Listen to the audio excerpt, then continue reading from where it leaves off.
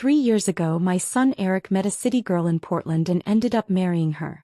From that day on, his mother from the small town of Willow Creek, became in her eyes that old lady from the sticks. "Grace, please stop coming into the city," she said once over the phone, her voice cold and clipped. "You always smell a little like livestock. I worry it's not good for the baby." Later, my grandson Joshua was born. She didn't even send me a photo. I only found out they were throwing a first birthday party for Joshua because a neighbor happened to mention it in passing. I wanted to be there more than anything. I picked up the phone and called immediately. Her voice on the other end was like ice. "Grace, it's better if you don't come. You wouldn't really fit in with our crowd. And honestly, I don't want things to be awkward in front of our friends." I paused for a few seconds. Said nothing more. Hung up. Then I called Mason, the local livestock buyer. "Come by tomorrow," I said. "Take all the pigs. Every last one." On Joshua's birthday, I put on my best clean clothes, took the bank book full of handwritten numbers and walked into the banquet hall. The room went so quiet you could hear a pin drop. Eric works at a city-run energy office in Portland. Steady job. Quiet man. 3 years ago, he brought home a woman named Vanessa. She was beautiful, draped in designer labels, her nails painted a glossy, aggressive red, city-raised, no question. Even then, I had this uneasy feeling. A woman like that would never respect someone like me, someone who raised pigs and lived off the land. Sure enough, on their wedding day, I wore a red dress tailored by the best seamstress in town. I even put on the gold necklace Henry gave me on our wedding day. I wanted to look presentable, respectable enough not to embarrass my son. But as soon as I stepped up to the hotel entrance, Vanessa's mother, Brenda, looked me up and down like she'd spotted something unsightly. Her lip curled. "Oh my God," she muttered. "Where did you even get that dress? That cut? It's so outdated." My face burned with shame, but I forced a smile. "We don't have big stores out in Willow Creek. It's handmade by a local." Vanessa stood nearby, lips twitching with amusement. She leaned over to whisper something to her mother. I pretended not to notice. Reached into my purse and handed them the wedding gift I'd spent a year saving up for, $10,000 all in cash tucked neatly into an envelope. "It's not much," I said, "just what I scraped together from selling pigs. You two take it for whatever you need." Vanessa took it without so much as a glance in my direction. Her nose twitched like she was smelling something foul. Later I went to the bathroom. That's when I heard her in the women's room talking to one of her girlfriends. "Did you smell her? Like she walked straight out of a barn. And that money? Probably her life savings." She acted like it was gold. I stood frozen in the stall, my chest tight with pain, like every word was a pin shoved straight into my heart. But what could I say? She was my son's choice. That night I told Henry, "She looks down on us." Henry just sighed. "It's their life now. Best not to get involved." I found out Vanessa was pregnant through a phone call from Eric. I was so thrilled I didn't sleep a wink that night. Before the sun even rose, I was already in the garden, picking the freshest vegetables I could find. I packed 2 heavy bags and caught the first bus to Portland. All the way there I kept thinking, what should a pregnant woman eat to stay healthy? Would chicken soup help? Maybe next time I should bring some homemade stew. When I got to their building I called from downstairs. Vanessa answered in a low voice, but her tone was stiff. "Grace, I just woke up. The doctor said I need strict bed rest during the first trimester. Please don't come up." I said, "I'll just drop the veggies off and leave. I won't stay long." She hesitated, then added, "Grace, coming straight from the farm, your clothes might carry bacteria. It's not ideal for a pregnant woman. Just leave the bags by the door. Eric will bring them in when he gets off work." I paused, glanced down at the clean clothes I'd put on just that morning. Still, it felt like a weight had landed on my chest. "All right then," I said softly. "Take care and get some rest." I placed the bags gently by the door but didn't leave right away. Instead, I wandered near the entrance, waiting around the complex, just hoping to catch a glimpse of my son. Then, out of nowhere, it started to rain. I didn't have an umbrella, so I huddled under the awning of a nearby convenience store. I stood there for nearly an hour. My back started to ache and my legs went numb. Just when I thought about giving up, my phone rang. It was Eric. "Mom, you're still here? I've got a meeting soon. Can we just meet outside real quick?" "Of course," I said without hesitation. Rain or not, I just wanted to see him. When Eric finally appeared, I saw a flicker of guilt in his eyes, but it vanished quickly. He looked rushed, distracted. He checked his watch a few times, then handed me a cup of coffee. "Mom, it's really cold out. Please head home. I can't step away today." I took the cup and glanced down at it, already feeling the chill in my hands. I knew then he was politely pushing me out. 5 minutes later he was gone. I stood there alone in the rain, holding that now cold coffee with nothing left to say. Last year, Eric called to tell me Vanessa had given birth to a baby boy. My hands trembled so hard I could barely pack. I rushed to catch the next bus to Portland. When I arrived at the hospital, I called 3 times before Eric finally came downstairs to meet me. "Mom, Vanessa just gave birth. The doctor said too many visitors aren't good for her recovery. Once she's feeling better, you can come meet the baby." I nodded. "That's fine. I'll just wait in the hallway. Even seeing him from a distance is enough." I sat there the entire day. Eventually, I caught a glimpse as a nurse carried the baby down the hall for a checkup. Chubby, pale skin, beautiful eyes. He was absolutely precious. That night, I stayed in a cheap motel next to the hospital. At dawn, I hurried back. Vanessa had been moved to a regular room. I stepped in just hoping to hold my grandson for the first time. "Grace, don't touch him," Vanessa suddenly shouted, startling me. Before I could react, Brenda swooped in and snatched the baby from my arms. Her voice was sharp as a knife. "Have you washed those hands? Properly disinfected? You've been around livestock." I looked down at my hands, scrubbed raw, covered in calluses. "I did wash them. They're clean. I swear." Brenda rolled her eyes. "People from the country don't know a damn thing about hygiene. Raising a baby here isn't something just anyone gets to do." I stood there, my hands stiff at my sides, feeling ashamed for the first time of how rough and red they were. As if the decades of work they'd done were suddenly something to hide. Eric said nothing. His eyes darted around the room, refusing to meet mine. He looked like a schoolboy caught cheating on a test. I swallowed my pride and blinked back tears. "I won't touch him," I whispered. "I'll just look." And that's how I stood in the corner of the room, like a stranger, watching my newborn grandson from afar, not even allowed to hold his tiny fingers. When I got back to Willow Creek, I didn't tell a soul what had happened. When Henry asked about the baby, I just smiled and said, "The child's doing great. They're taking good care of him." I didn't say another word. Instead, I quietly started expanding the farm. Every morning I was up at 3.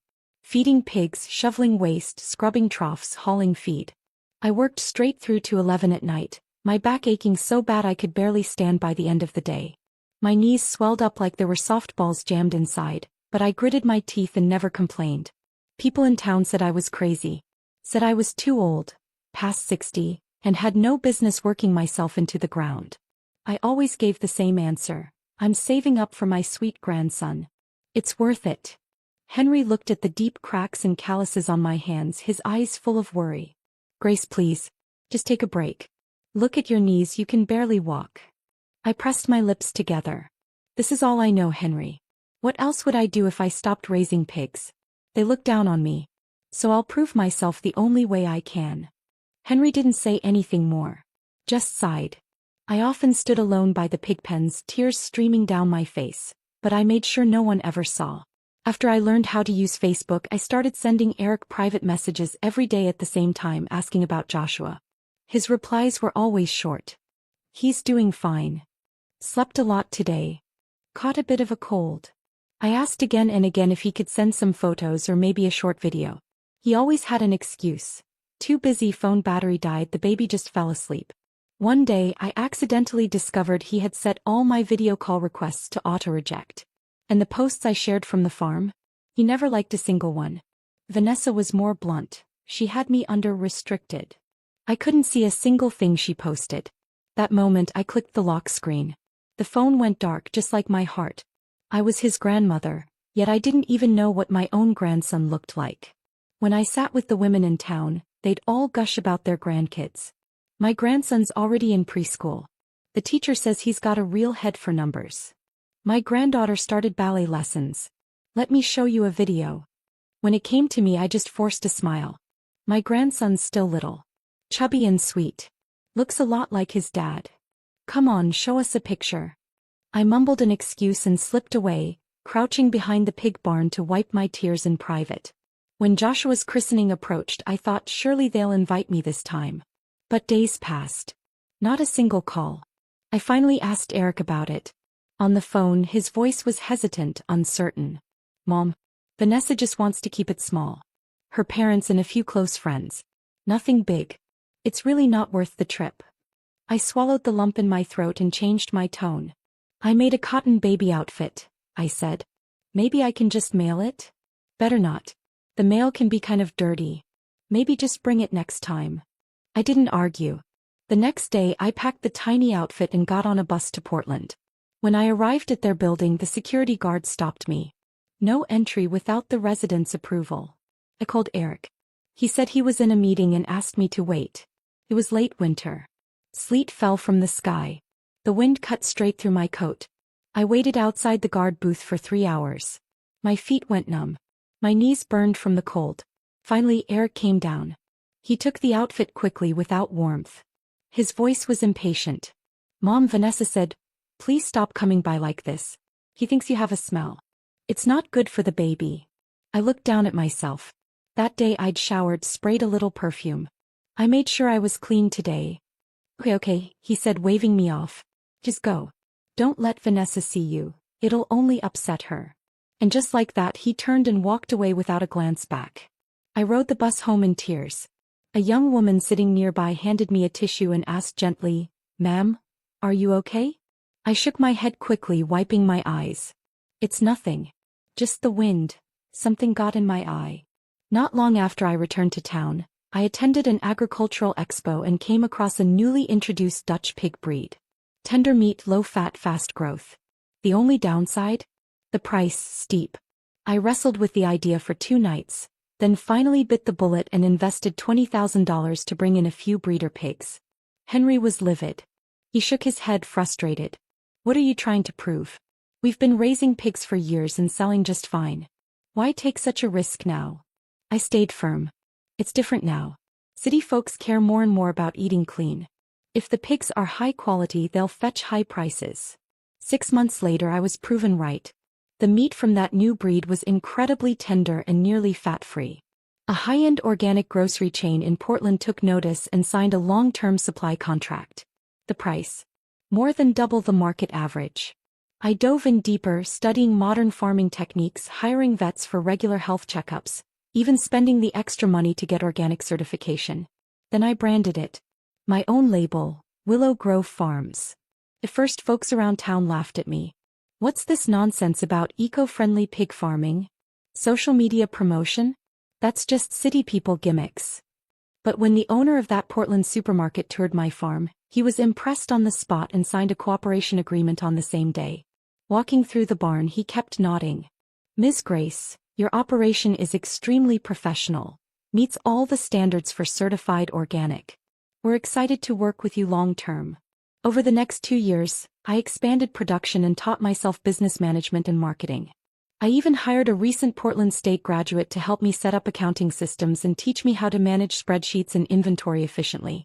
I launched an online ordering system, recruited a few local kids to run our social media, and before I knew it, Willow Grove Farms became a buzzword among high-end restaurants. We went from 50 pigs to 500, then to 5,000. The farm grew. Orders poured in. I started hiring folks from neighboring towns. Before long, I had become the largest employer in the area, helping more than 30 families find stable income. At every town hall meeting, the district supervisor made me a highlight. Grace Miller is remarkable. She put our town on the agricultural map. She deserves every ounce of support we can give. But I never mentioned any of this to my son. To them, I was still the same old pig-feeding mom. The country bumpkin in rubber boots. Last winter, a group of experts from the Oregon Department of Agriculture came to inspect the farm. They spent half an hour in my eco-waste treatment center and walked out beaming. This closed-loop system is a textbook model for sustainable agriculture.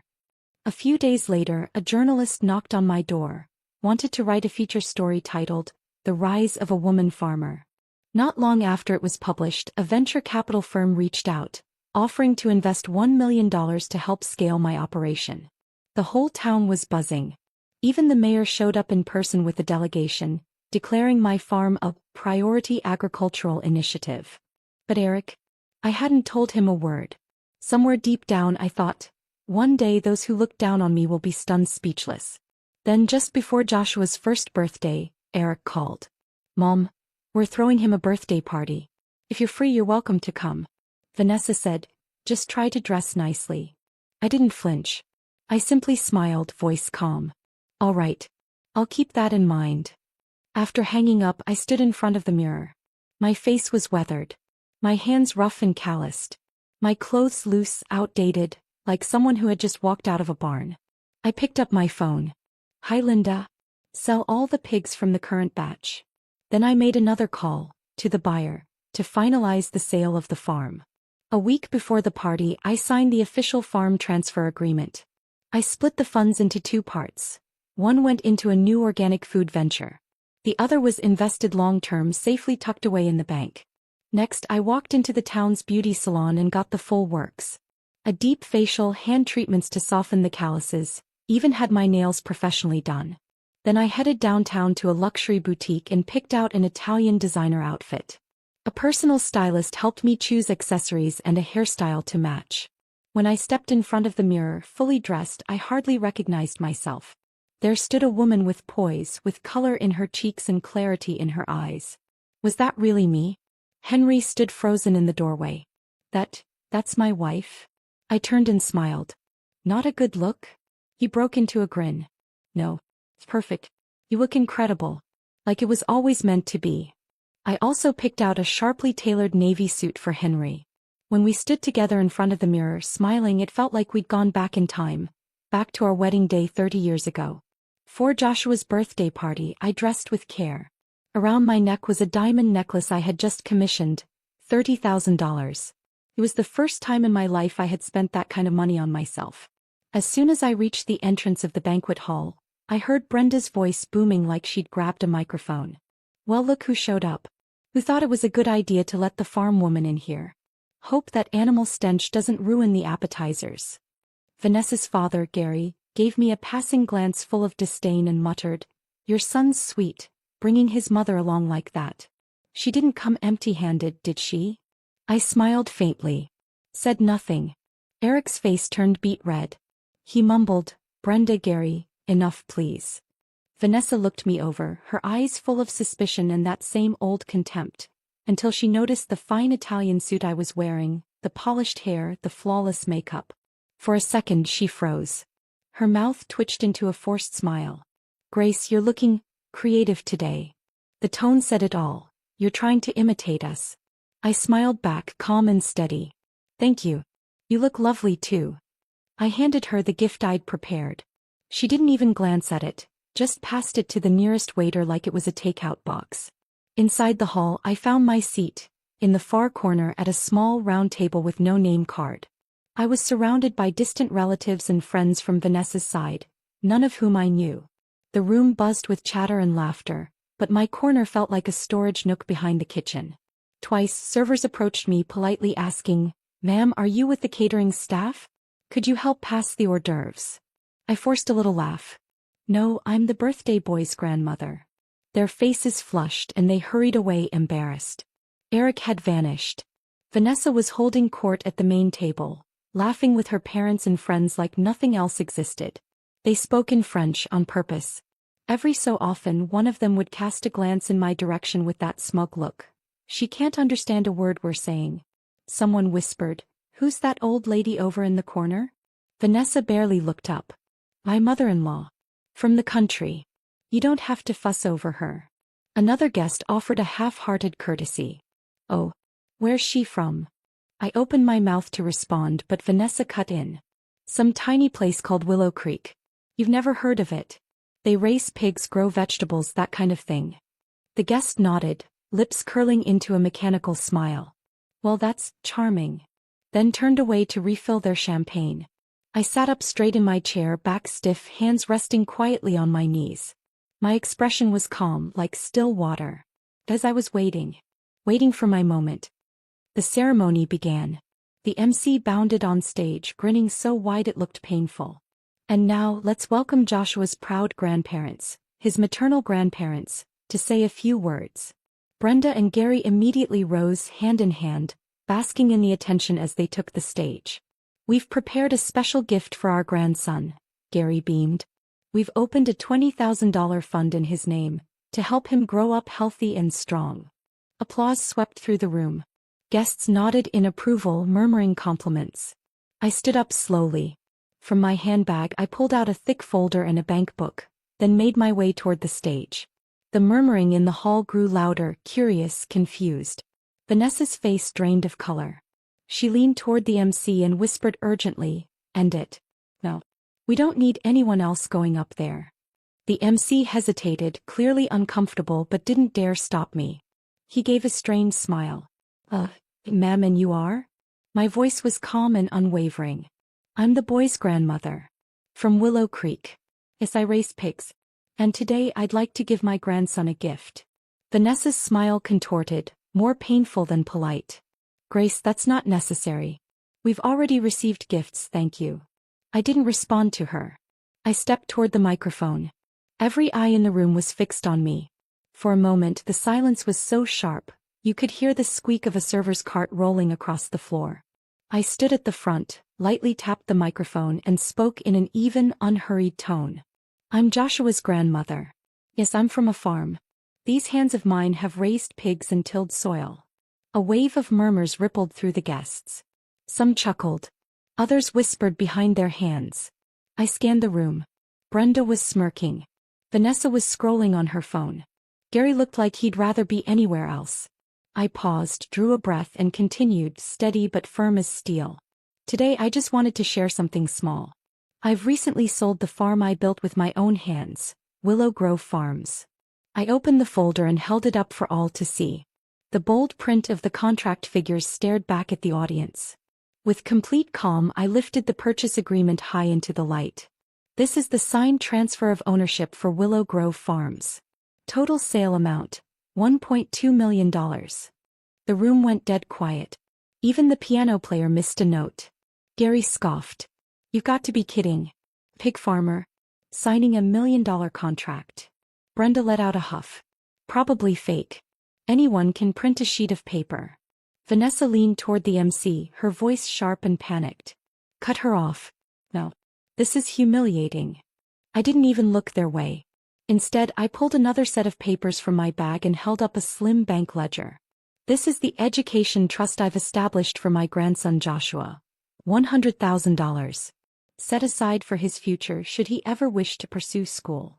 I paused again, sweeping my gaze across the stunned faces. The MC stood frozen, completely lost for words. A hushed wave of chatter spread across the crowd as people reached for their phones, searching Willow Grove Farms in real time. Then someone stood up, shouting from the back. "She's telling the truth. I read about the farm sale on a business site last week. There was an interview with her." Gasps and excited murmurs filled the air. Brenda's smile froze on her face. Her lips twitched awkwardly. "That can't be right. Maybe she mortgaged her house for the money." Gary, fuming, marched toward me and tried to snatch the papers. "Let me see that. There's no way someone like you made that kind of money." I calmly pulled the documents back. "Sorry.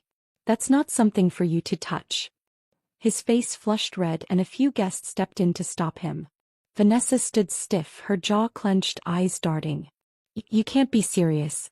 You've been raising pigs your whole life." I turned to her and smiled gently. "That's right. I raise pigs. You've all said I'm dirty, backward, uneducated. But it was those dirty pigs that fed dozens of families and turned me into the kind of woman you never believed could exist." I glanced at Eric. He stood frozen beside his chair, face flushed, shoulders locked, not knowing where to look. "I could have stayed silent," I said. "But you invited me here today to be humiliated. So I figured, why keep quiet?" I pulled the mic a little closer. "I'm Grace Miller. From Willow Creek. A farmer. A pig-raising old woman. And I'm expensive." The room fell into complete silence. Then from the corner a young man began to clap. Others joined in, the applause rising in waves like an oncoming tide. I gave a slight nod, a calm smile and turned to leave the stage. Just then Brenda hurried toward me, her tone flipped like a light switch. Grace, we've always admired you. You're such a strong role model for women. Really inspiring. Gary followed, all grins. Let's stay in touch, yeah? We'd love to have you over for dinner sometime. Vanessa forced the words through gritted teeth. Grace. There's been a misunderstanding. Let's not hold on to the past, okay? I stopped walking. Looked at them all, one by one, as their faces strained into warm smiles that didn't reach their eyes. You called me dirty. You said I was an embarrassment. You said I was lying. And now you want to cozy up to me. I stepped forward, my voice soft. But each word landed like a hammer. Do you deserve that? Then I turned, heels clicking against the polished floor, and descended from the stage. My skirt swished behind me like a blade slicing through silence. At that moment the entire ballroom stood still. The three of them, Brenda, Gary, Vanessa, left standing like wax figures, frozen under the weight of their own disbelief. After the party ended, Henry and I didn't linger for photos or polite goodbyes. I told the driver to take us straight back to the hotel. When I peeled off the expensive outfit, all I felt was relief, like I was finally breathing in clothes that fit my real skin. The next morning, Eric was standing outside our hotel. No phone call. No text. Hands shoved deep into his coat pockets, shoulders hunched like a schoolboy who'd been caught cheating. I opened the door and looked at him. I didn't say a word. He kept his gaze low. Mom, I'm sorry. About yesterday. So I said nothing. I was so wrapped up in what Vanessa thought, in being accepted by her world. But yesterday I realized, the only one I was ashamed of was me. I leaned back into the couch, my eyes falling on the paper bag in his hand. He placed it carefully on the coffee table. His voice was tight. I made breakfast. Myself. It's not store-bought. I don't know if you'll want it. Henry stood, picked up the bag, gave a quiet nod. Thank you. I didn't take it. I looked at Eric. You want me to forgive you? He nodded. Like a child. I smiled, soft but firm. I can forgive you. But I'm not going back to being the mom who waits around hoping you'll come home. He blinked. Stunned. I'm not your footnote. I have my own name. My own land, my own business, my own worth. If you want to see me again, don't bring breakfast.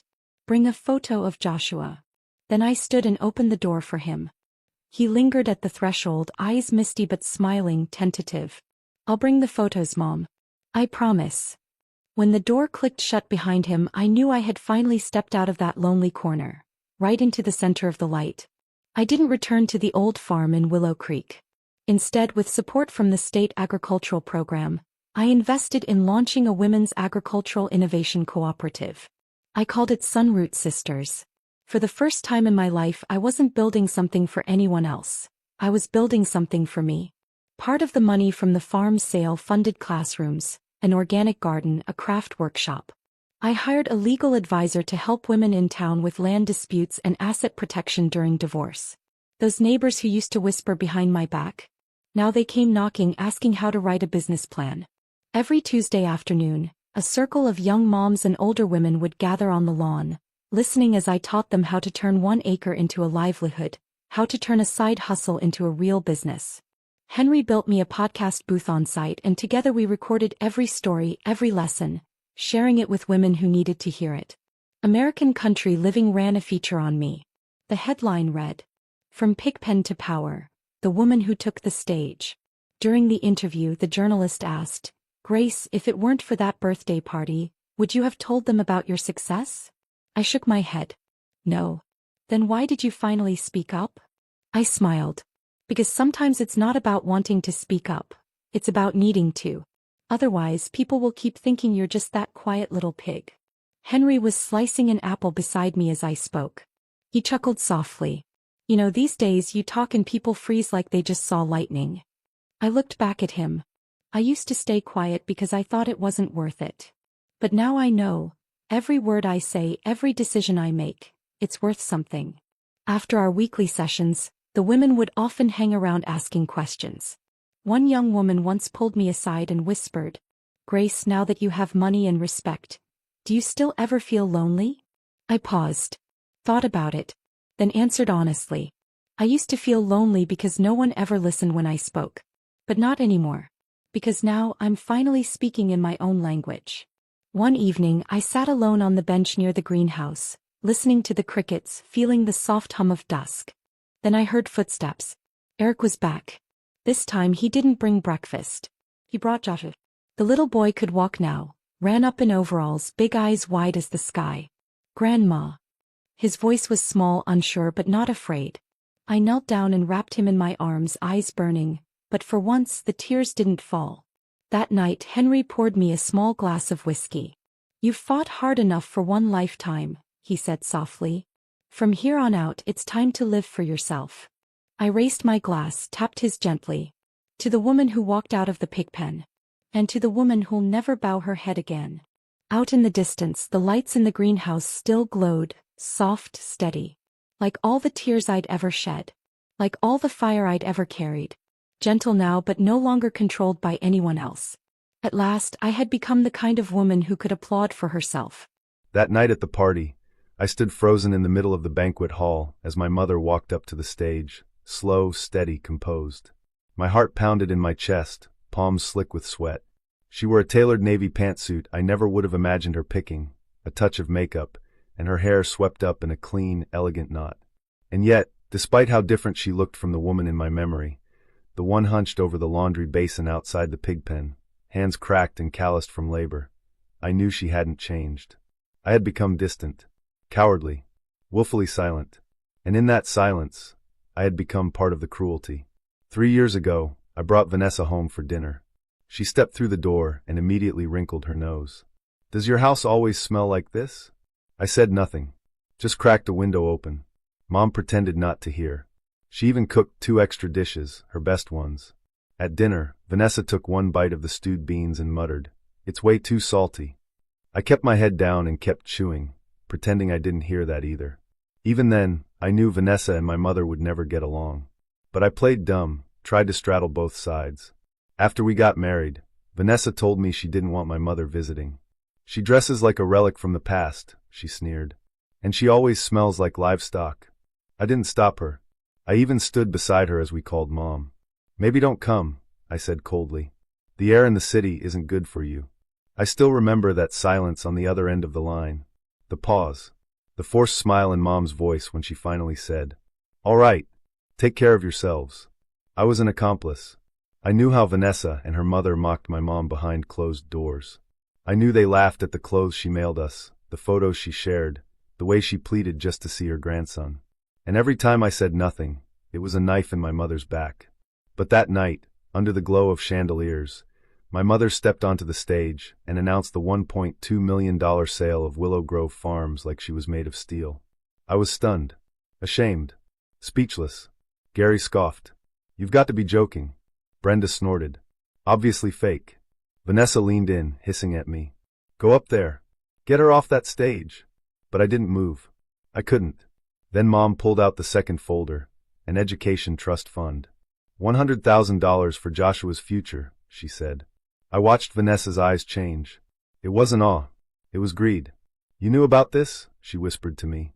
I shook my head. Her jaw tightened. "Can we access it?" She said we, but I heard it clearly. She never saw my mother as family. Just a bank account. And then it all came rushing back. Mom's meals, her handmade blankets, the gifts she sent, the texts, the voice messages, the photos all ignored, blocked, discarded. I was the one who told her the farm was too full of bacteria. I was the one who made up the doctor's advice not to visit. I was the one who physically kept her from our door. And she still stood on that stage and said, "I'm from the country. I raise pigs. But I'm also very expensive." That sentence cracked something wide open in me. Years of numbness shattered in an instant. After the party, Brenda and Gary hurried over, plastering on fake smiles, trying to cozy up. I didn't stop them, but I didn't follow. For the first time, I stepped back, watched them with new eyes. They were never my family, just props I used to cover my own shame. In the car ride home, Vanessa was quiet. Right before we pulled up to our place, she muttered, "Your mom really kept her cards close. She's manipulative, you know." I looked at her. "Are you jealous?" She scoffed. "Jealous? Of what?" "She's just a pig farmer." I nodded. "Yeah, and that pig farmer put me through college. Carried this family for decades." Vanessa turned, voice sharp. You're not seriously thinking about letting her into our lives now, are you? I'm not going to take care of her, I said calmly. She doesn't need you to take care of her. But you should learn when to shut up. Her face twisted. What's that supposed to mean? It means, I said, from today on, you don't get to insult her. And I won't let myself be the leash that holds her back anymore. We had our first real fight in the car that night. She demanded to know if I regretted marrying her. I didn't answer. She yanked off her diamond ring and threw it onto the seat. Why don't you go live with your mom then? I finally see you for who you are. I didn't say a word. Just turned my head and stared out the window at the banquet hall, still glowing with soft light behind us. I didn't go home that night. Instead, I sat in the lobby of her hotel waiting. At 5 a.m, I walked up to her door and knocked. When she opened it, I couldn't lift my eyes. I couldn't breathe. She looked at me and waited. And I said, Mom, I woke up. I know it's late. She didn't hit me. She didn't cry. She just nodded once. Late is still better than never. A few days later, Vanessa filed for divorce. She said she was done with this family flipping upside down, said she wasn't going to live under the shadow of a pig-farming old woman. She handed me a list, houses, accounts, every asset neatly itemized. Said she was willing to walk away with nothing, as long as Joshua's education trust is transferred under my name. I laughed. A bitter, broken laugh. You don't deserve it. Then I signed the papers. Let her go. Threw out every last shred of the illusion I had tried to protect for years. Afterward, I took Joshua to see Mom. She was in the greenhouse, sitting beneath a string of hanging lights, surrounded by young women as she taught them how to manage livestock costs. I walked over with my son in my arms.